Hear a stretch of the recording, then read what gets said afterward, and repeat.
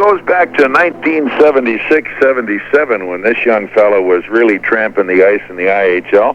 Still a young fellow, but now working in other areas. Ron Zanussi, formerly a Comet and also a Minnesota North Star and a Toronto Maple Leaf. How you doing, guy? Very good, Bobby. How are you? Well, no complaints at all. I'll tell you how this one got started out, Ron, and you can kind of take it from there. I was talking to Bruce Boudreau the other day, and I said, Gab, I have to get a couple people, and I want you to have some input on it, and get them on Comet Corner. And the first thing he says, what the heck, give Zoo a call. And I know you two started out in junior together, didn't you? Pretty much. We played against each other, and then ended up all banging heads on the ice for a lot of years, since we're both from Toronto. Oh, and yeah. Then I ended up playing with him in Toronto. Right. And that's basically where it kind of ended, too, unfortunately. But I saw Gabby last time we were down in Fort Wayne for an alumni game, and he's lost more hair than I have. It was great. He still gets his cut, though. Oh, I bet. Well, let's find out a little bit about Ron Zanussi. I know you left here, and I think your next trip was with Minnesota, wasn't it? Yes, I went up to Minnesota and ended up there for 5 years. I had some fantastic times. It was a thrill, and it was everything I expected, and if not a little bit more. I thoroughly enjoyed it. It was just great. Getting to the NHL was my childhood dream, and put in a lot of hard hours of hard work, and it all paid off, and it was just wonderful. We appreciate that, and of course, following that time, you headed into Toronto for a while, and that's where you ran into Gab again, huh? Yeah, that's where I saw Gab again, and it was homecoming again. I went back home, and I thought, oh, this is great. It'll be just wonderful. It ended up not being as great as I expected, but that's just part of the game. The business end of it, the family end of it, it just didn't quite work out as well as I expected. But it was fun. And it was great to put on that blue and white. It has a lot of tradition. It was nice to be home and see some of the old friends I hadn't seen since I was about 16 years old at that time when I had left. So in that respect, it was really kind of neat to go back home. But it's very hard to go back home and play in front of your hometown, especially when you've been gone for a long time. That's right. Even though, I mean, Toronto was one of those traditions that young Canadian lads grow up to. I guess if you're from Quebec, you want to be in the Forum, and if you're from Ontario, you got to go to the Gardens. Eh? Oh, definitely. Everybody from Toronto is pretty much a Toronto fan. At some time in their life, they had to have been, because that's all they watched. Davy Keon, Timmy Horton, all the old nostalgia type players. Where now they've even got the teams even playing great now, so that's nice to see too. I'm sorry to see that the North Stars have moved out of Minnesota. It's really put a damper on the atmosphere here for the kids, and I have some children, and it really takes away that hockey spirit here. It's too bad. At one time I heard, Bob, that the Komets were thinking about coming up to St. Paul. Is that a true fact? Well, one of the owners of the hockey club at that point had some interest in trying to establish a franchise there. Of course, since that time, the I.H.L. has granted St. Paul a franchise, and they'll play beginning next year in the I.H.L. Oh, well, that's good. So we'll be back up in your country. Well, super. I'll have to, well, maybe you can come up and buy me a steak now. We go. Hey, you're making a ton of money. We can work something out. Well, I'm glad to see that the Komets are staying there, because after we lost our stars here, it puts a damper on the atmosphere with the community and all the great fans and Fort. You guys have got some fantastic fans. I still keep in touch with some of the people that I got to meet when I was down there that one year, and they're just lovely people, and I'd hate to see it happen to you people down there. Well, I think the fact, Ron, that the Franke family got involved when they did and made this franchise so stable and hard rock, I don't think there's any possible way that we would ever again even think about losing a hockey franchise in Fort Wayne. It is there, I believe, to stay. Mm-hmm. Didn't you just have an exhibition in at Target Center one of the scheduled games with the National League? Or are they coming in up there or something? Yeah, they've had about 3 or 4. We just had, I believe it was Philadelphia in Boston. Right. They just played a week ago, I believe. Unfortunately, I was working. I work for Northwest Airlines now. I've been there for almost 9 years, 10 years, and I really enjoy what I'm doing now. It's a lot of fun. Unfortunately, I can never get on a plane to go where I want to go. We're just so overbooked, it seems. But last year's golf tournament, Bobby, here's a little story for you, Bob. If you have a minute. You almost made it, didn't you? Well, my bags did. Okay. My golf bags were there for 4 days. Mm-hmm. And, well, what happened was I get to the airport at 8 o'clock in the morning for a 9 o'clock departure, be in Fort Wayne via Detroit at noon. So great. I'll be there. I'll play a little golf with Dan O'Driscoll and a couple other people, and then we play the tournament the Saturday. Yeah. So, okay, no problem. So I'm sitting there, and they say, well, it'll be 15 minutes. And I said, okay, fine.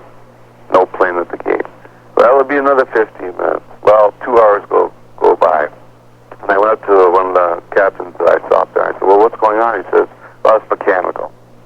I said, fine. Well, can I go through Chicago? Well, I go check the computer. Can't go through Chicago. Okay, well, there's nothing else. Everything else is overbooked going to Detroit. And by the time I could get out, it would have been way too late, and I wouldn't have made my connection via Detroit. Oh, yeah. Fort Wayne. So I'm saying, okay, how can I get there first thing in the morning? I can't get there in time to play in the tournament, so I'm gone. So I go downstairs to get my bags. They're already in the air. And I work for the airline, okay? Yeah. So now I phone Detroit. I quick zip home, phone Detroit. The plane hasn't landed in Detroit yet. Mrs. Zanussi, we'll get your bag, no problem. Well, I got my bag 4 days later. I missed 3 golf tournaments that weekend because we had an alumni tournament here in Minnesota. Oh, yeah. And I had another, I think it was the United Way I had the following day also. So I had like four golf games that weekend. I ended up getting to play because I used my brother-in-law's clubs, but they weren't mine. I'll be darned. So that's what happened last time, and it was just one of those unfortunate things. And I do work for the airline, so I know how you people are upset when you lose your bag. Well, we've got another tournament coming up, of course, plus on the 25th of January, right. The I.H.L. All-Star Game is here. Mm-hmm. And I thought maybe you had been notified of that, wondering if you would be available to come down and play as a Comet old-timer.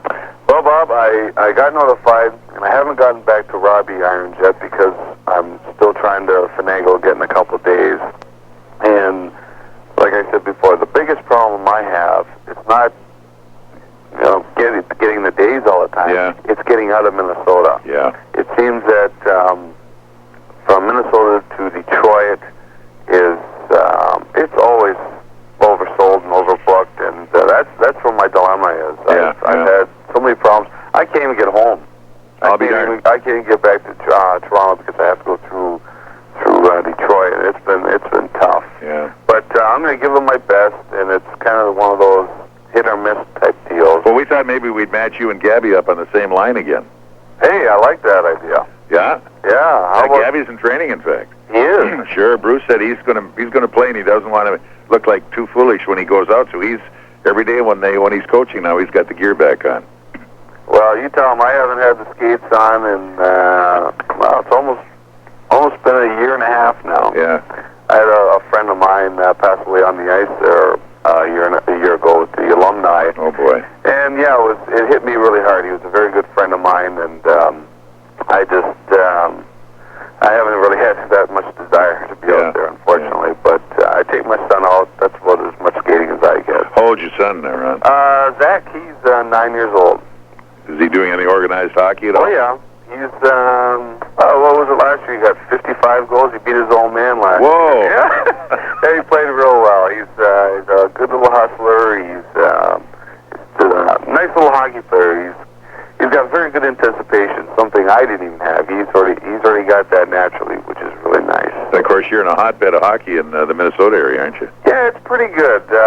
I wish I could do a little bit more coaching, but unfortunately I work the evening shift, afternoon. Yeah, yeah. And it puts a damper on being out there with the kids. But when I'm off, I spend a lot of time with them and, try and help them, give them a little hint. Sure. Or at least give them some advice of what I see anyway. So. Sure. So actually then, since you've left pro hockey just because of your work, you really haven't had a heck of a lot of time to devote to either yourself or youth hockey then, huh? No, my first year when after I retired, I just kind of bummed around, had a lot of fun, did a lot of traveling. Mm-hmm.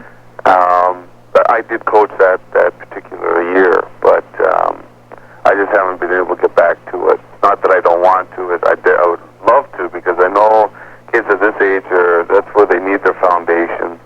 And I see a lot of great people out there coaching, but unfortunately, being a super nice guy and everything else just doesn't always crack it. You have to have some experience and some know-how and knowledge of the game. And unfortunately, a lot of people don't have it. You got to get it to the next level, and sometimes that's hard to do. Yeah, at this young of age, it is the foundation, and this is where they have to grow. They have to grow from a good foundation. Yeah. So, but I take my hat off to anybody who coaches, because I know how tough it is having to listen to the parents and all that other stuff and the time involved. And so I take my hat off to them. I think it's wonderful that they give their time up. So at this point, I would judge that you don't get too much involvement in your son's hockey. Well, I get to watch him periodically, but the only, like I said before, the only real help I aid him in is when I have the time. I take him individually. I don't get out there with his team or anything. No, it's just strictly one-on-one basis, or him and a buddy or something like that. Yeah, I can understand that. So we're going to have to kind of keep our eyes open to see when Zach Zanussi shows up someplace. Well, I don't know. I'm not really pushing him, Bob. It's a tough lifestyle. Yeah. And if he wants it, I'll always be there behind him. If he doesn't want it, it's something that it's kind of inbred. Yeah. You have to eat it, drink it, sleep it. And if you want it, you're going to go for it, and nobody has to tell you to go for it. I don't know if he's really as hungry as what I was at his age.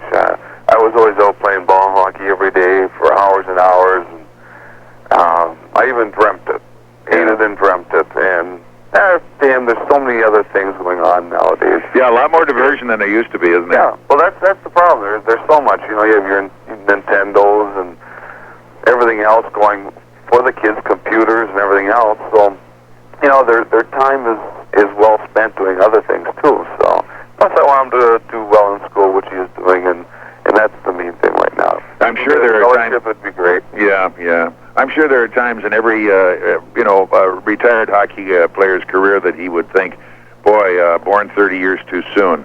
Am I ever? I could be making $1 million right now.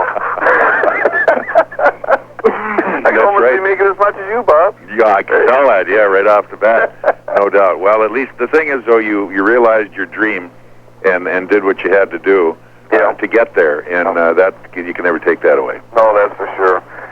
They can always call you a bum or whatever, but the thing is, hey, pal, I got there, and it was great. I loved it. I did what I wanted to do in my life. I'm in phase 2, and we'll just until phase 3 comes along. Yeah, and now you're trying to get Northwest Orient Airlines straightened out. Oh, well, try to. Just work hard and keep my nose clean, stay out of trouble. Well, listen, I'm glad I had a chance to find you.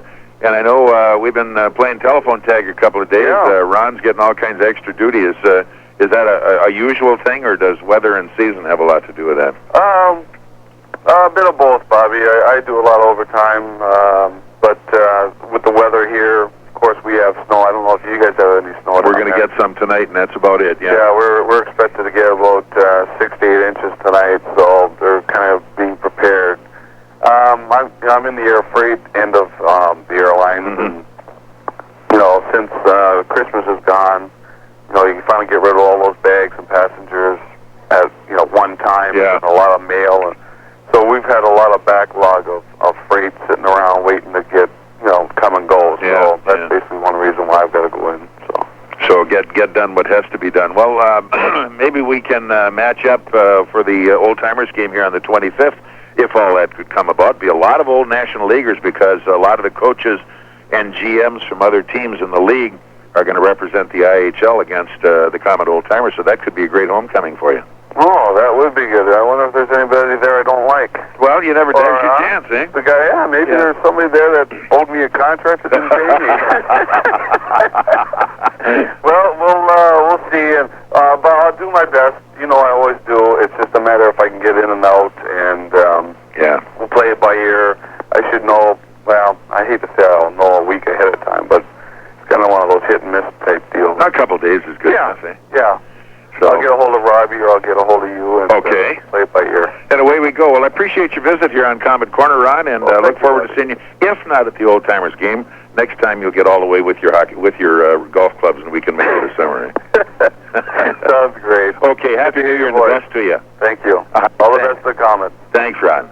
All right, the story there with Ron Zanussi, and of course, Bruce Boudreau sitting here, kind of a smile on his face because Gabs traded a few barbs both with and against Zanussi in his days, and I see you smiled a couple times there, Gab. Oh, well, you know, Zoo is a good guy, and we played together, and the one thing I remember about Zoo is when he hit you, he hit you. I mean, you were hit.